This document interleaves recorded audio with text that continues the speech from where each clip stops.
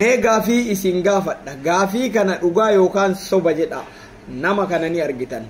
Bara darbe yeroo akkanaa habashoonni warri kaabaa jechuudha. Amaaraa Tigree dabalatee warri habashaa jedhaman Oromoodhaan taranyaa balaagizee mootummaa Oromoo jedhanii mootummaa amma jiru kanas yakka inni dalagaa ture yakkoota Oromoon dalagu yookaan ilaalcha bulchiinsa mootummaan kun qabu ilaalcha Oromoo godhanii Oromoo irratti duulaa turan.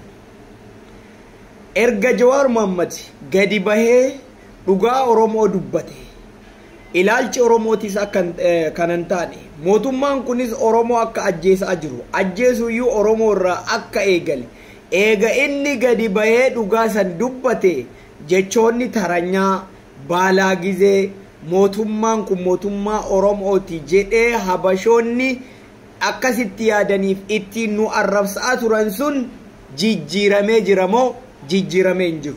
Jijjiiramee jira jechuudha. Kanin arge kanin hubadhe Jawaar Mohammad nama siyaasaa Itoophiyaa kana jijjiiruu sirritti danda'u eenyu olillee humna akka qabu dubbii tana irratti hubadhe. Namoonni baay'een dubbiin kun isiniin galle ta'a. Mootummoota warra mootummaa Abiyyi waliin dalagaa ture habashootuma keessaa warra akka Ganduu Andaargaachoo Oromoo arrabsaa turan mootummaa kana mootummaa Oromoo akka ta'e Abiyyiin taranyaa jedhanii taranya jechuun Oromoodhaan taranyaa jedhaa jechuudha. Taranyaa mootummaan kun bulchiinsi amma Abiyyi harkaa qabu kun bulchiinsa Oromoo akka ta'e taranyaa balaagizee akka jedhanii arrabsaa turanii jechuudha. Hundi keessan ni yaadatan. Hatta Ganduu Andaargaachoon warri Abiyyi wajji hojjetan osoo nafin Oromoo irratti duula akkasii geggeessaa turan. Eega Jawaar Mohammad qaallichi diimaan kun gadi bahee dhugaa Oromoo takka takkaan gadi bahee dubbate jechoonni sun tootaalii hafuu danda'aniiran. Kana jechuun qaallichi siyaasaa Oromoo sirritti jijjiiruu danda'a. Siyaasaa Itoophiyaa sirritti jijjiiruu danda'a. Rabbillee isa gargaara. Maaliif akka ta'e beektu? Inni yookaan nabiyyi ta'e osoo hin taane onnee qulqulluudhaan siyaasaan inni hordofu siyaasaa shiraa osoo hin taane siyaasaa beekumsaan guutamtee fi siyaasaa qajeeltuu waa hordofuuf rabbillee isa qarqaraa jechuudha. San qofaa miti.